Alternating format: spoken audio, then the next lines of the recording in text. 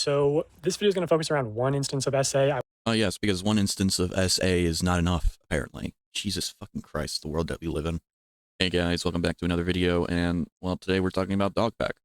Why? Well, because he made some stupid video about Mr. Beast, and do I agree with Mr. Beast? No. I think, yeah, he has the right to be called out, but in the correct way, and Dogpack is doing a horrendous job at doing so.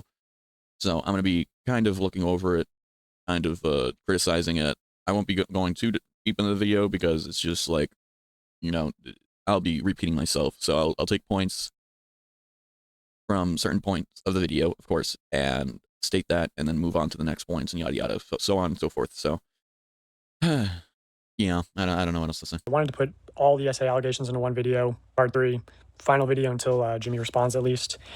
I sort of overestimated how easy that would be, as far as like getting everything approved with victims and lawyers and like all. And it's cool that you're having little issues with it, but why make this rushed out fucking video instead of, you know, working on towards the part 3, which this isn't even the part 3. This is just a batched up fucking nonsense of a video. I mean, there's like evidence, of course, but like that's like within like 10 minutes of the video. 10 minutes. We've only gotten to 1 minute, and I already see the issues, and I'm not liking it.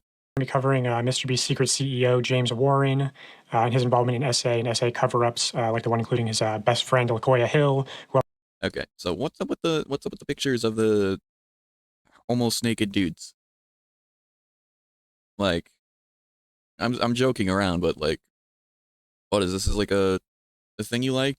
It's okay if you do. I just don't get the point of, you know, showing them like that.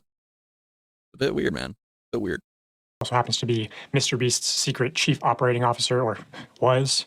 And then I want to touch on the man himself, Jimmy Donaldson. It seems you really want to touch on this man. Like, Jesus Christ. Like, there's no point of you having a basically almost naked Mr. Beast. There isn't. There is no point other than the shits and giggles, which this is a serious topic nonetheless. So I don't get why seeing Mr. Beast half naked has anything to prove in your allegations. Mr. Beast has very publicly and transparently been engaging in a massive cover-up, deleting a lot of evidence, and I think a lot. By the way, he shows no evidence of how he's been deleting stuff and everything. He doesn't even give a quick summary.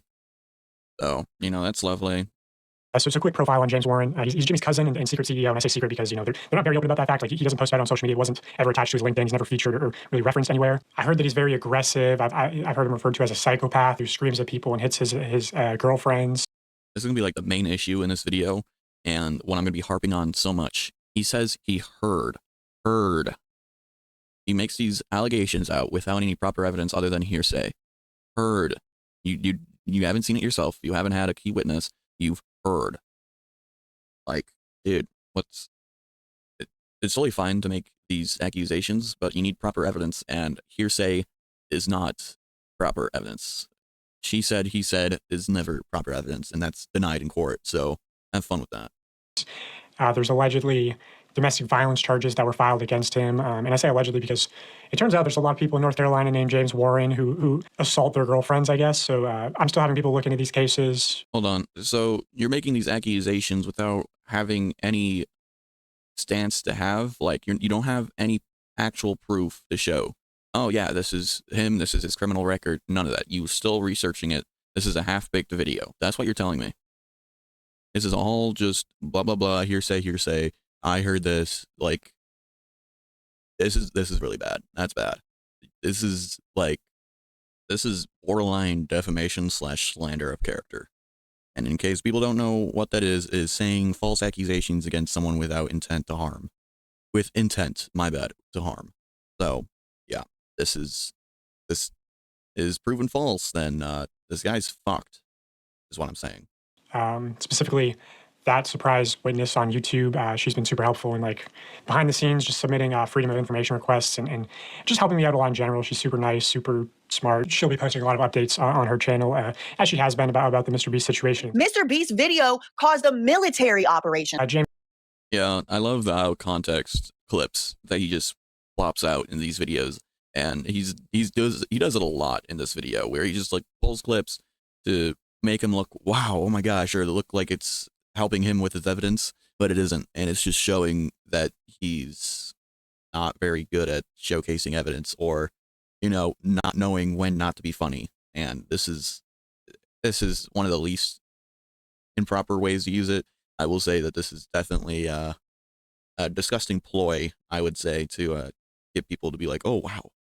Like, out of context videos suck ass, dude. Don't do that. James Warren, also allegedly an ex-drug addict. I've heard that he offered cocaine and hookers. You heard. So your evidence is pointless and meaningless, and it's just defamation of character. Go up. Like, he says it so much, I heard in this video, that it'd be pointless to have a counter in this video, because, god damn it, it's just, I'd get lost, and then I would be the one messing up the amount of times he said it. To editors to stay late. And then the really big thing is that there was some incident between him and a female colleague that resulted in the female colleague leaving the company and receiving 3 years in severance pay. I'm still actively looking into this incident, so if you have information, let me know. So you're actively asking for people's help while also saying that you don't have all the evidence, and then also accusing this guy of terrible things. And I'm not trying to support this guy. I'm not. But if we actually want to take down these people, we want actual evidence. We need actual things that could put them to court and make them look bad. Okay?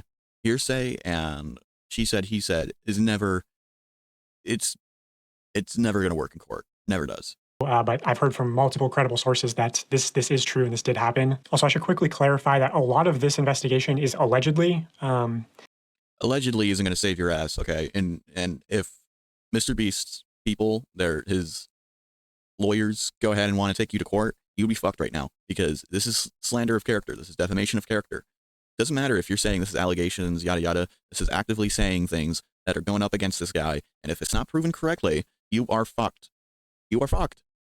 And ultimately, Jimmy ended up apologizing and offering him $190,000, which to me, I think is most likely an admission of guilt. You know, you don't apologize for things that you didn't do. What? That makes no sense. People apologize for stupid shit all the time. People apologize for things they didn't do all the time. It's a common thing, actually. If you don't know human interactions, like, someone could be gaslighting another or whatever, but still, that isn't what's happening here, of course. But that's a stupid reasoning.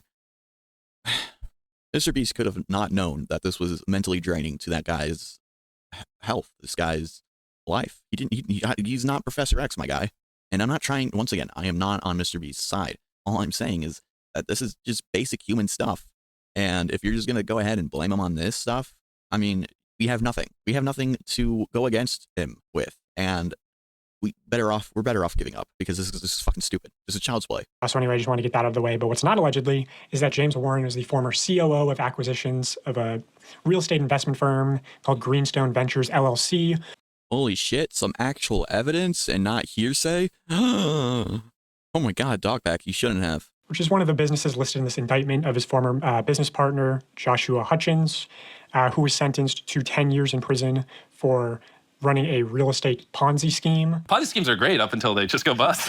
I swear to God, if you ever do that again in your part 3 video, and you're going to do it a whole bunch in this video, and I'm still going to be mad about it, but if you do that shit again in your part 3 video, I'm going to be so fucking pissed. It's not even going to be funny.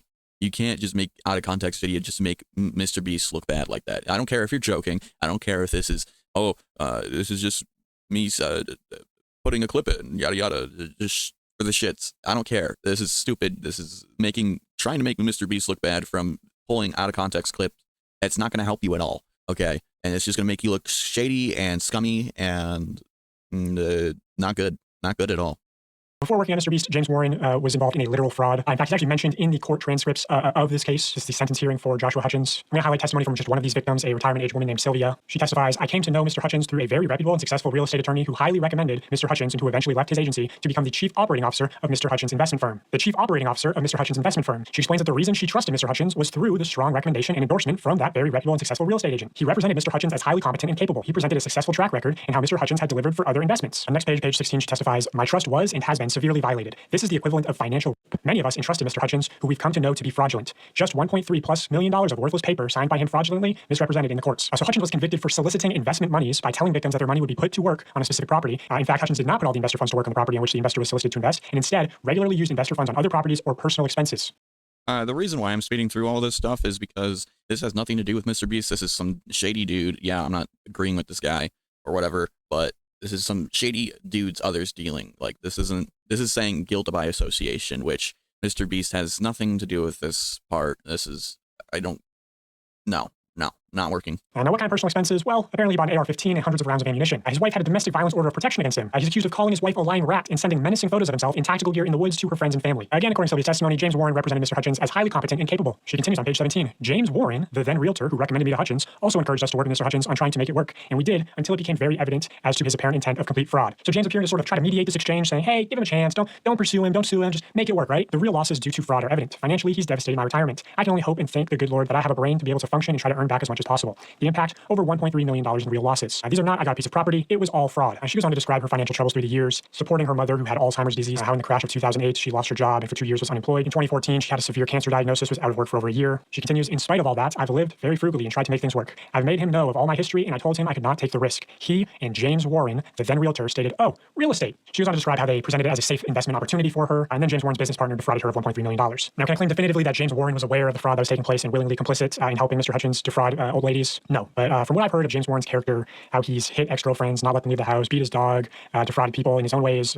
Creative Juice is an interesting one that could be looked into, which was done with Mr. Beast, as well as another scheme that we'll get into that he conducted with LaQuia Hill. I personally believe that when he was working with Mr. Hutchins, he was in similar company. I think the COO of acquisitions would know and be sort of responsible for properties not being properly acquired through the court system. But again, that's my opinion. That's all allegedly. His opinion and his allegedly is not going to save him. Why do you keep on? What lawyer do you have? What kind of shitty lawyer do you have that's saying, yes, you can just say allegedly and that's going to protect you from everything? No, this is going to be slander of character. And if it's proven incorrect, this is going to fuck you up in the long run. Ugh.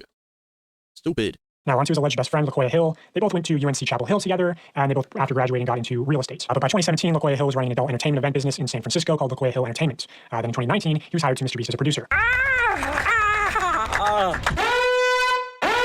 Our party evolved into this place where, you have the drag queens, the muscle daddies, the bears, the twinks, the possible. Now, I'm all for personal freedoms. I believe adults should be able to do whatever they want. However, I question what qualified the sort of go-go dance drag daddy of San Francisco for a job producing YouTube content for children. But, it'd also be weird if Mr. Beast hired Johnny Sins as the janitor, I guess. Technically there's no issue. If there was seriously an issue, the issue would only be that the dude was interacting with kids inappropriately. But you're not alleging that. You're just saying that it's an issue that he had a past job or is still doing a job with sex industry and working with Mr. Beast. He's not colliding those two jobs together, so there isn't any issue. Same goes for Johnny Sins. If he really wanted to be a fucking janitor for Mr. Beast, he would have no issues getting that job, I bet. Because, once again, he's not going to be fucking a mop. Is he? No. Okay, then carry on. That's not the real issue, though. The issue is that in late 2021, he was allegedly fired for sexually assaulting his assistant. Now, but fired in quotation marks because he was actually quietly moved to the dubbing company, which was Unilingo at the time. Here is proof that he used the LaQuia at Unilingo.tv email, links back to him, links to these photos, one of which was the profile picture for his YouTube channel, which also after my first video, his YouTube channel mysteriously got deleted. And at some point, his Twitter also got deleted. I don't know if that's when he sexually assaulted his assistant. I don't know if that's after my first video got posted. Either way, Booty Call Wednesdays are canceled. He was actually brought back to Mr. Beast in 2023 after sexually assaulting his assistant prior, and promoted to Chief Financial Officer, which is how I personally was introduced to him. Here's some evidence from the internal Slack channel at Mr. Beast showing LaQuia Hill acting in some COO capacity, saying there's news reporters outside, do not engage with them. This was shortly after the Time magazine article came out. So here I have a document showing testimony from former Mr. Beast employees talking about LaQuia Hill. When I say verified former Mr. Beast employee, I had them send some form of proof. I know who some of these people are. They just want to remain anonymous, but I'm willing to share this with an independent third party if it needs to happen. Personally, I don't think Mr. Beast is going to deny sort of this LaQuia Hill story that I'm going to show you. But here's the first testimony, and I'll say this person is especially credible in my opinion. I asked them, did you see or hear of any sexual misconduct at the company? They say yes. LaQuia Hill, the current COO. In 2021, he had an assistant named victim's name. I heard LaQuia acted very inappropriately with the victim, booking hotel rooms with only one bed, walking around in his underwear, having victim come to his house and showing him his sex toy collection. Just in general, LaQuia made victim uncomfortable. Victim started complaining to higher-ups, and a report got written. LaQuia was put on paid leave for like a month. Then Mr. Beast moved him to the dubbing company, and he was hired back in 2023 and was promoted to COO, even though Jimmy, James, and Sue 100% know his history. Also, I heard that when victim was let go, and then all that proof is gone out of the window. It's out of here because you know what you just said? You heard, god damn it. He said, she said, he said all over again. Motherfucker, dude. You god damn it. You frustrate the fuck out of me with this shit. He was getting $30,000 in severance. I could get you victim's number. I don't know if he'd talk. I responded, yeah, that'd be great. Also, is there proof he moved to the dubbing company? I could look. It was the original dubbing company called Unilingo. Mr. Beast practically forced them to hire LaQuia, and then they poached Unilingo's employees and copied their whole business and created Creator Global. Verified employee number 2. Asked them the same question, have you heard of any sexual misconduct of the company? They say, yes, I don't know how to spell the name, but LaQuia, something like that. He was brought in last year after having not worked there for a year or so at a very high level. I respond, LaQuia Hill. They say, the reason he had been asked to leave previously is that he had sexually harassed someone that still worked at the company when he was brought back. Yes, LaQuia Hill. But they brought him back knowing he had sexually harassed an employee previously. And people often talk about LaQuia making them very uncomfortable on shoots. Verified employee number 3. I'm looking into more accusations of sexual misconduct at the company, wondering if there's anything you could corroborate. Have you heard of anything about LaQuia Hill? There's one, the old gay guy who likes to bang 18-year-old straight employees. Yeah, I've heard of him. Anything non-consensual? Does this guy not know how the law works, how evidence actually works?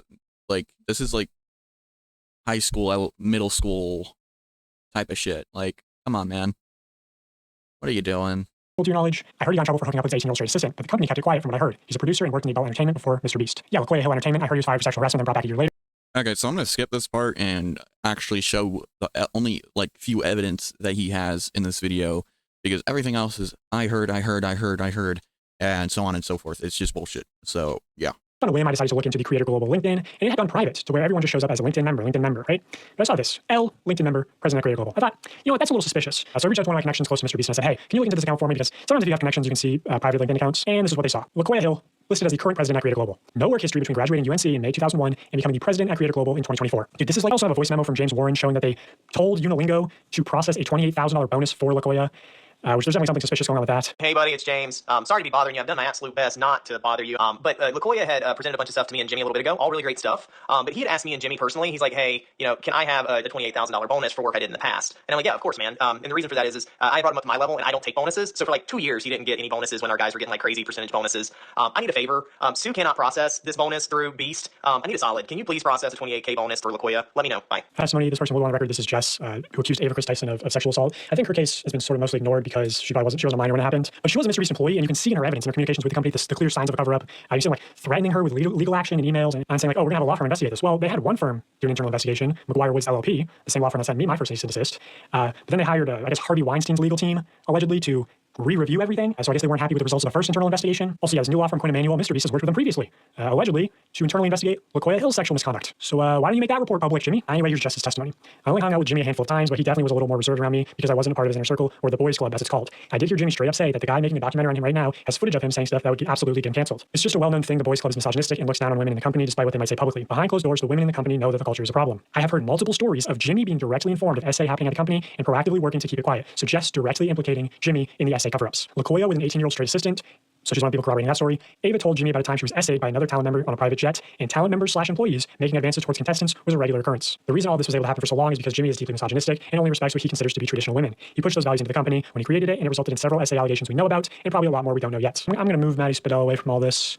I just want to touch on this briefly. So Maddie Spadell, who's Mr. Beast's very public ex-girlfriend of 2.5 years, posted this on her Instagram story. She doesn't mention Jimmy by name. It's sort of vague. I think probably either because she's under an NDA or maybe she's just testing the waters to see how people respond before sharing more information. But also, it's like not that vague if you have reading comprehension and can read context clues. Oh, you salty little prick. You put Ludwig into that? Yeah, you're so funny. I don't like Ludwig myself. I don't care. But seriously, you have to be salty within your own video where it's not even about that guy. It's about the evidence of Mr. Beast, and just shows that you're petty. Which can be then shown as you're a disgruntled employee of Mr. Beast that's just really mad right now.